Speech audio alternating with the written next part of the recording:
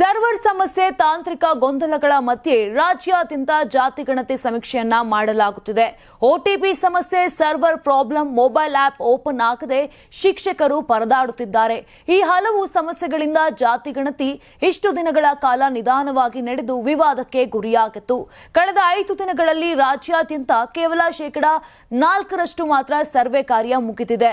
ಜಾತಿ ಗಣತಿ ಸಮೀಕ್ಷೆಯ ಈ ಎಲ್ಲಾ ಗೊಂದಲಗಳಿಗೆ ಇವತ್ತು ಸಿಎಂ ಸಿದ್ದರಾಮಯ್ಯನವರೇ ಫುಲ್ ಸ್ಟಾಪ್ ಇಡುವ ಪ್ರಯತ್ನ ಮಾಡಿದ್ದಾರೆ. ಜಿಲ್ಲಾಧಿಕಾರಿಗಳ ಜೊತೆ ಸಭೆ ನಡೆಸಿದ ಸಿದ್ದರಾಮಯ್ಯನವರು ಮಹತ್ವದ ಸಲಹೆ ಹಾಗೂ ಖಡಕ್ ಸೂಚನೆಗಳನ್ನ ನೀಡಿದ್ದಾರೆ. ಎಲ್ಲ ಡಿಸಿಗಳು, ಸಿಇಒಗಳ ಜೊತೆ ವಿಡಿಯೋ ಸಂವಾದ ಮಾಡಿದ್ದೇವೆ. ಜಿಲ್ಲಾಧಿಕಾರಿಗಳು ಹೇಳೋ ಪ್ರಕಾರ ಇದೀಗ ತಾಂತ್ರಿಕ ಸಮಸ್ಯೆಗಳು 90% ಬಗೆಹರಿದಿವೆ. ಉಳಿದಿರೋ ಸಮಸ್ಯೆ ಹಿಂದೆ ಪರಿಹಾರ ಆಗುತ್ತದೆ.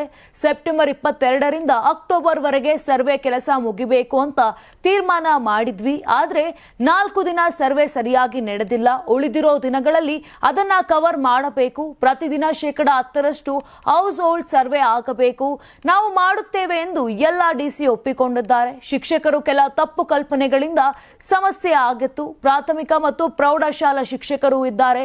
ಎಲ್ಲರೂ ಕೂಡ ಒಪ್ಪಿಕೊಂಡು ಸರ್ವೆ ಕೆಲಸ ಶುರು ಮಾಡಿದ್ದಾರೆ ಎಂದು ಸಿಎಂ ತಿಳಿಸಿದ್ದಾರೆ. 84ರಿಂದ 50 kg ಬಂದೆ. ಆಮೇಲೂ ಸಣ್ಣಗೆ ಫಿಟ್ ಆಗಿದ್ದೀನಿ. ಅದಕ್ಕೆ ನಾನು ಯೂಸ್ ಮಾಡ್ತಾ ಇರೋದು ಜೀನಿ ಸ್ಲಿಮ್.